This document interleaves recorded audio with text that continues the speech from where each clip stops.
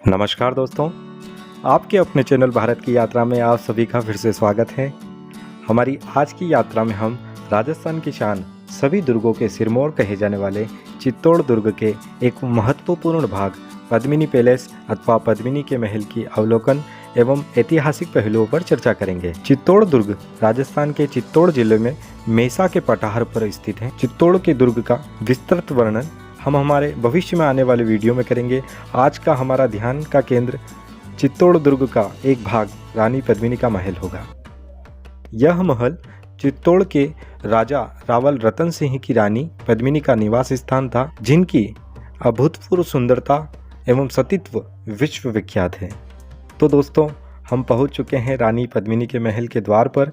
यहाँ भारतीय पुरातत्व सर्वेक्षण विभाग का यह लेख आप देख सकते हैं। महल को भीतर से देखने के लिए आप लोगों को एक मामूली भुगतान के साथ में टिकट लेनी होगी, जो दुर्ग के प्रारंभिक छोर पर आसानी से मिल जाती है।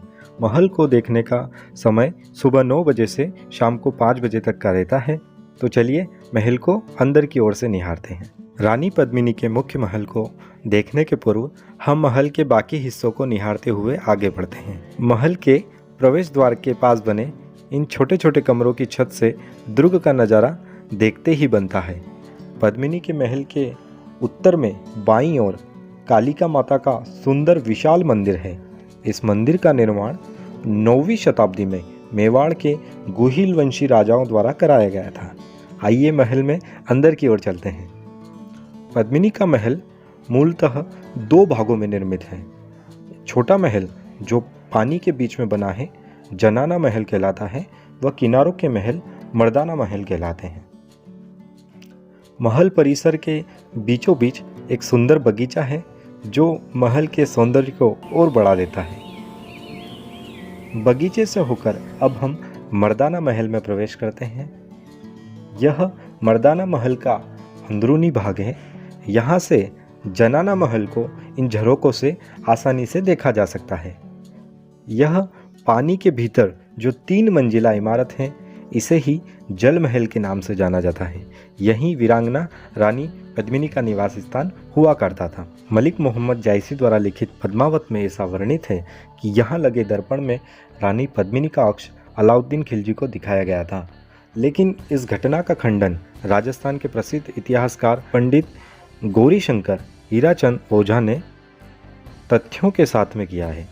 पद्मावत की कथा के संदर्भ में उन्होंने स्पष्ट लिखा है कि इतिहास के अभाव में लोगों ने पद्मावत को ही ऐतिहासिक पुस्तक मान लिया है, परंतु वास्तव में पद्मावत ऐतिहासिक उपन्यासों के समान एक कविताबद्ध कथा मात्र है।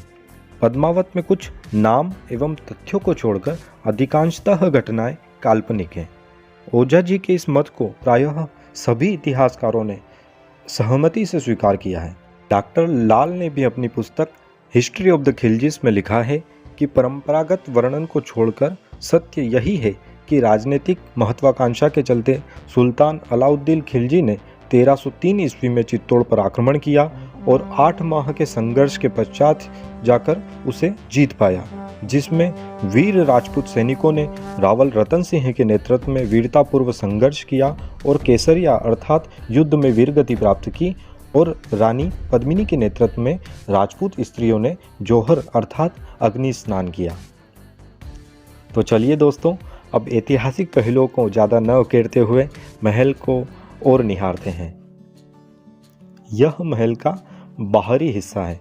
यहाँ से जल महल को आसानी से देखा जा सकता है। महल के बाहर छोटे छोटे कक्ष बने हैं, जो आज भी उतनी ही मजबूती से खड़े हैं। महल के अंतिम छोर में यहाँ एक बगीचा है। यहाँ से दुर्ग के बाकी सभी जगहों को आसानी से देखा जा सकता है।